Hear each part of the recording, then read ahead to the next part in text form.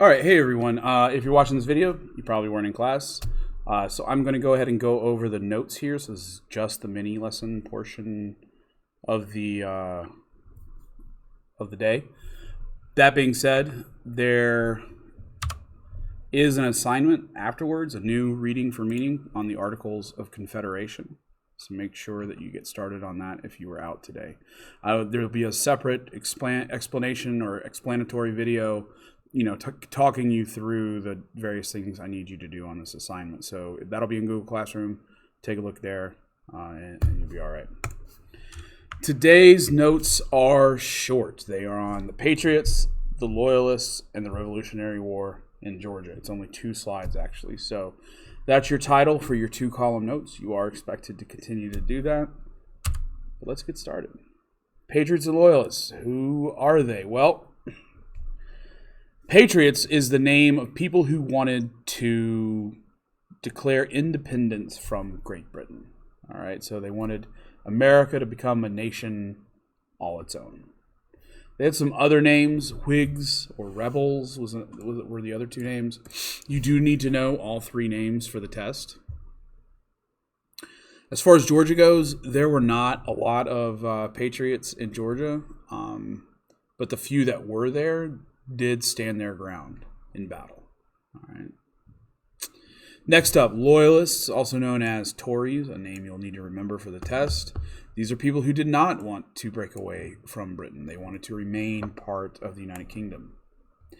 Most Georgians were Loyalists. I don't know if you remember, but when we're talking about the end of the French and Indian War, like the bigger concern for Georgians at the time is the threat from attack by Native American tribes on their frontier.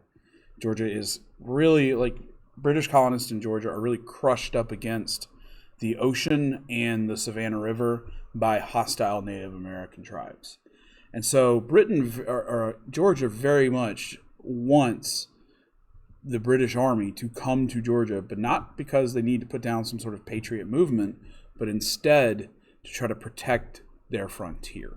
Okay. That being said, again, there were still Patriots in Georgia. We're going to talk about the battles that they fought here right now. So there's 2 battles in Georgia that you need to know about for the test. The first that's going to occur is the Battle of Kettle Creek, and then you're going to get the Siege of Savannah. One of them is a victory, and the other is a loss. You've got to remember who won and who lost each one of these. Battle of Kettle Creek will take place on February 4th, 1779. So if we're keeping up with our time scale here, that is nearly 3 years after the signing of the Declaration of Independence. And it would turn out to be a major Patriot victory. Now, you got to understand this battle a little bit. There were very few regular soldiers involved. It was mostly Patriot militias versus Loyalist militias. So in a lot of ways, this was a reflection of the way in which the American Revolution was actually, in some ways, a civil war.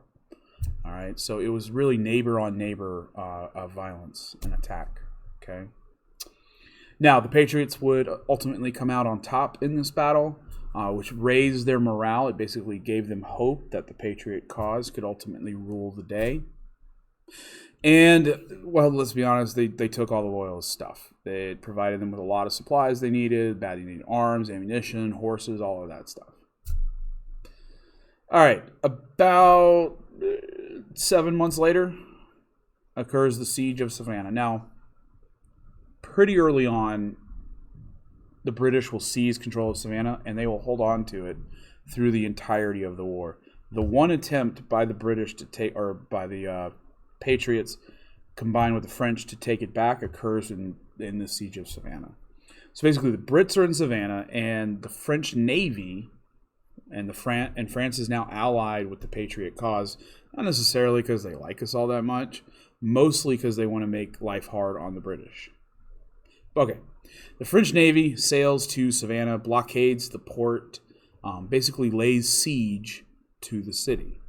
Meanwhile, a Patriot force is supposed to come in from the inland side, and there is a joint attack on Eventually, there's a joint attack on the city, and it goes very badly, like really badly, for the Patriots.